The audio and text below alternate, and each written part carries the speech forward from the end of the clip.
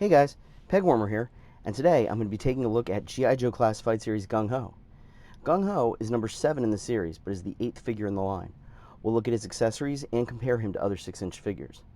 Before we get started, if you could hit that like button, we'll be able to buy Gung Ho a few more minutes to try and find a shirt. If you really do like this video, don't forget to subscribe too. Thanks in advance. Alright, let's get into it. Gung Ho's packaging is like the rest of the line and features unique artwork on the front, which continues onto the side. Now in this case, I don't really know that there's anything that great. In fact, this isn't the most impressive artwork that we've seen. I mean, certainly worlds better than anything I could ever do. On the back of the box, we have the standard artwork. On the bottom, we have the usual Happy Fun Ball warnings, and the top of the box has number 7 and the Joe logo. Onto the file card. According to Hasbro, these icons and the numbers associated with them represent the following in this order. Role, what the character does. Gear, what the character uses. Skill, what the character is good at. Mastery, what the character is best at. Each icon also has 4 unique visual levels representing a character's proficiency in that particular area. Per Hasbro, to be part of G.I. Joe or Cobra, you have to be the best of the best at what you do. So while a level 1 may seem low, it still represents an elite level of proficiency. But we're left to our own imaginations to figure out just what exactly an elite level of proficiency means. Role, Environmental Specialist, Jungle, Level 3. He has training and experience for missions in the jungle. Gear, Heavy Weapons, Level 2. He can wield huge weapons with high destructive power. Skill, Hand-to-hand Combat, Level 2. He is a bare-knuckle brawler. Mastery, Jungle Combat, Level 3. He is a master of fighting in hot, overgrown, and uncharted jungle environments. I gotta say, some of those skills seem incredibly specific. If you're going to be the mastery of something, shouldn't you be level 4? Like, your mastery is something that you aren't even the best at. Could you really be considered a master? Gung Ho's file name is Etienne R. Lafette. His birthplace is Fer de Lance, Louisiana, United States.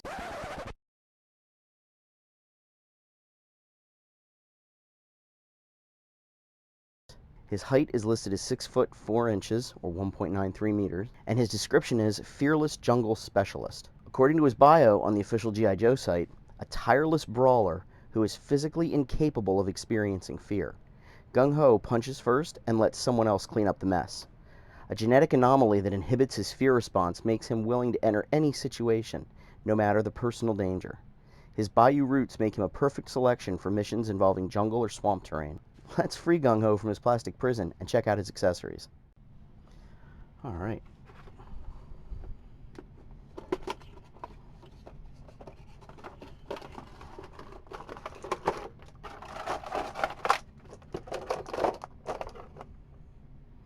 And there's Gung Ho out of packaging. Just another example of an awesome classified figure that Hasbro's put together. First, let's take a look at his assault blaster. I think that's what it's called. It looks like it's based on a modified version of the Nerf Raven CS-18. There's no extra paint apps, but it's at least molded in a nice gray, so it comes off as a bit realistic. It fits in his hand well, which we'll look at in a second, and it looks appropriate for the character, obviously, big guns. Next up is his shotgun. And this looks like the weapon that he's using in the box art. Yep. Yep. Yep. Here it is. This is probably, I mean, the grenade launcher's, probably the best one for him, but I really do enjoy this one. And some nice texture on the grip there. There's no extra paint apps, just molded in a gray plastic. Another good choice for the character. He holds it well, and to me anyway, it looks like it's based on a modified version of the Nerf Elite Alpha Trooper. The last weapon he comes with is the same weapon that his V1 figure came with, although updated, obviously. The grenade launcher. No extra paint, but looks good, and it's an obvious choice for the character. It is a bit difficult to get in hand. Once it's there, it looks great, and I think this looks like it's based on the Nerf Ultra 1. His next accessory is his backpack.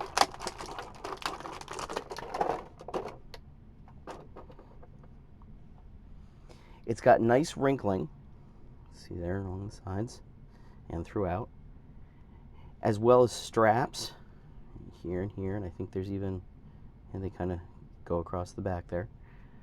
There's lots of nice sculpted in detail. It is also what provides storage for the weapons. It's not great, but it does an adequate job. So the shotgun goes on the left, the rifle goes on the right, and then the grenade launcher goes down here at the bottom. And actually, if you put it all together right, it is sort of held in place here by the shotgun. Yeah, it already moved. And there it goes. Yeah, I mean, it's real rickety. This is the least impressed I've been as far as weapon storage goes. At least all this stores on here. If you were to put it on his back, it stays on well, and then just pose him, you know, you'll be fine. Let's pop him out. And here we have Gung Ho holding onto that shotgun. Like I said, it's a pretty good look.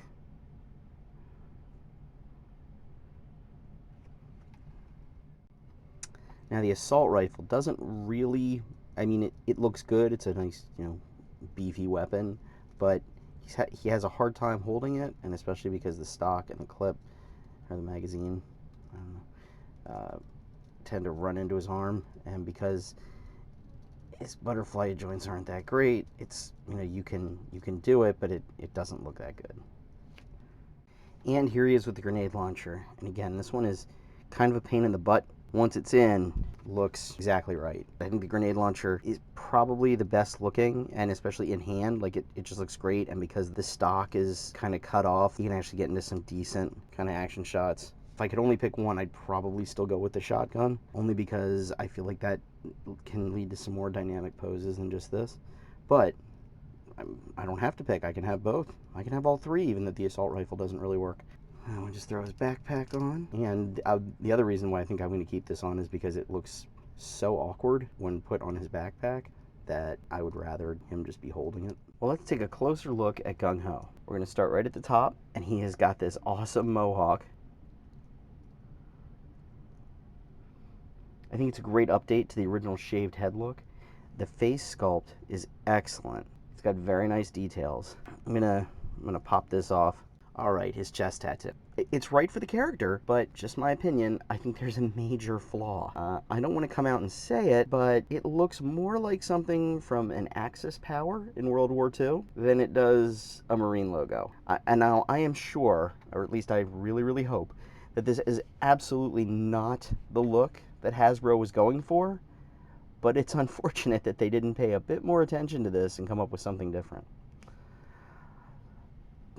Now that being said, I mean, it is painted on there crisp, and it looks nice, especially when you, I don't know how close it's gonna let me get. It's there. Yeah, like really, really nice detail on it. And, you know, you can see the globe, which, again, the original one had that. So I can see what they were going for, but not looking at it that closely and just kind of, you know, at a distance, yeah, not great. All right. So the vest is really, really nice. It's got really nice sculpting and paint details.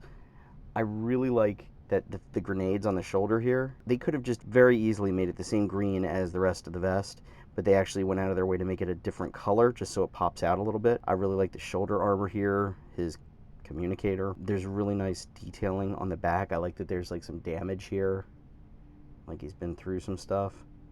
The wrinkling is really nice. All the usual straps and pockets, and it looks good. You know, there's some more little bit of damage there. Yeah. Some more damage there. So yeah, I mean, they put a lot more work into this than they needed to, and it shows. Like, it looks terrific. Just wanted to go back quick and go over this face sculpt again, because I don't think I did it justice the first time around. It is very, very well done.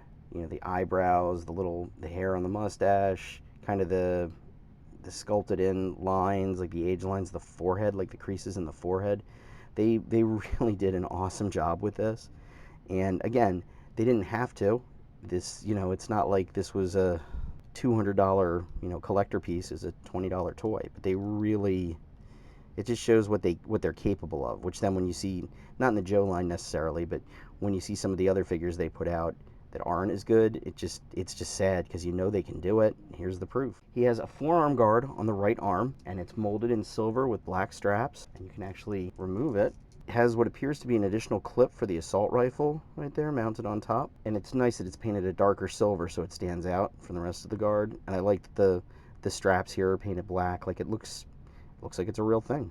His left arm has an elbow guard that looks decent when posed correctly, but more often than not just gets in the way. Like in theory, I like the concept. Again, it kind of shows, real world wear and tear. Like he's no spring chicken. He's got this elbow guard because he's probably messed up his elbow a time or two. So I like that, giving it a more lived in, believable look. But at the same time, it just tends to never be where you want it. His hands are gloved. The color tan used for the gloves, I think, looks terrific and goes really, really well with the other kind of muted earth tones that they used. At his waist, we get a nicely painted belt buckle and a belt, and this is just one of those little things that I really love about this line. And you can see the straps. They're painted on the belt. When you're just kind of glancing at it, it looks like they're actual belt loops. There's a nice canvas look to the pants, and the camo paint is great. It's not, digital or anything. Like, it's just old school, gung-ho, like this is what I would expect. There's a thigh-strapped grenade holder on his left leg, and also on the left leg is, to me, looks like it's supposed to be like a knee brace. As you can see, it's got the black line painted all the way around back there. Goes really well with this, and it's on the same side of the body, so it's like he's an old man. He's been through some stuff. He's seen some stuff, and he's a little worse for wear. He wants to keep moving. He's got to put on his elbow pad and his knee brace. The top of his boots have a nice silver paint and have these nice straps going across the back, and the bottom of the boots just molded in black. Moving on to articulation, his head is on a ball joint, so he can look up this far, he can look down that far, he can tilt from side to side for some nice attitude. He's got butterfly joints on the shoulders. Now they are going to be just the slightest bit hindered by the vest. Forward doesn't really, there's not really much, he can't clap or anything. His arms rotate 360. His shoulder pauldron kind of gets in the way, but it's a soft plastic, so you can still get 360, but it's definitely hindered by this. His arms go out 90 degrees, and he has a bicep swivel, a double jointed elbow. Doesn't go all the way like Cobra Commander, but it does go well past 90. It's all you really need. Both of his wrists are hinged side to side, which is disappointing, but there got to be exceptions, I guess. He's got a diaphragm joint, and because of the vest, he can crunch forward very well. And combined with the waist articulation, he can basically bend at a 90-degree angle. Backward, he's definitely hindered by the vest. Without the vest, the diaphragm crunch is much easier to utilize, and he can go back very nicely. Like the other figures in the line, his legs do drop down, and that enables them to go almost all the way out. Actually, just about. You can move forward that far, backwards, kind of limited, but forward and out to the side are great. He has a double jointed knee. Now, he can't, this is about as far as he can go. He goes past 90, but not all the way. Thigh swivel, a boot swivel, and then the rockers on the heel. He can go forward, not too far forward, back, and then side to side. His articulation is decent. He's not as poseable as the others in the line, but he's not really supposed to be. Here we have Roadblock with the rest of the classified line I've reviewed so far. Cobra Commander, Destro, regular retail release, Snake Eyes, Redeco Duke, the Redeco Scarlet, and the original Roadblock. Obviously he scales perfectly with the rest of his own line. Here we have Roadblock with the SH Figuarts Obi-Wan Kenobi, SH Figuarts Han Solo, the Black Series Snowtrooper, Black Series R2-D2, and the SH Figuarts C-3PO. Nope. Yeah, there's not a snowball's chance in hell that you're going to fit in here. I think the Black Series scale's a little small, and there's no way that this beefcake is fitting in there. So, alright, he does look pretty good on the speeder. Now, it's sort of a tight fit, and obviously his feet don't fit perfectly in the pegs. It's not quite a trouble bubble, but it's a vehicle I can put my G.I. Joes on. Here's Gung Ho with Hercules, Gladiator Hulk, Cable, and Scourge. He and Hercules, I think, could be related. With the looks on their faces, the build. Hercules looks like he could be on the Joe team. Here's Gung Ho on Squirrel Girl's scooter. He seems a bit cramped on there. I would expect that because he's such a big person. I do think that if Gung Ho were to get onto an old Vespa, this is pretty much what he'd look like. So that seems to be a pretty good scale. Here's Gung Ho in Professor X's chair. It's a good fit. I like the way he looks in that too. Seems to be scaling much better with the Marvel Legends stuff than with the Star Wars stuff. Gung Ho is another great addition to the G.I. Joe classified line, and while there is at least one questionable design choice, chest tattoo, the rest of it looks great, and it is a nice update to the classic figure. But I definitely did order the Action Force Declassified Gear Pack from Big Bad Toy Store so that I can get him in his original colors. Thanks so much for watching. If you like this video and want to see more, please like and subscribe. It will really help my channel grow and will mean a lot to me. I'll see you real soon in the next one.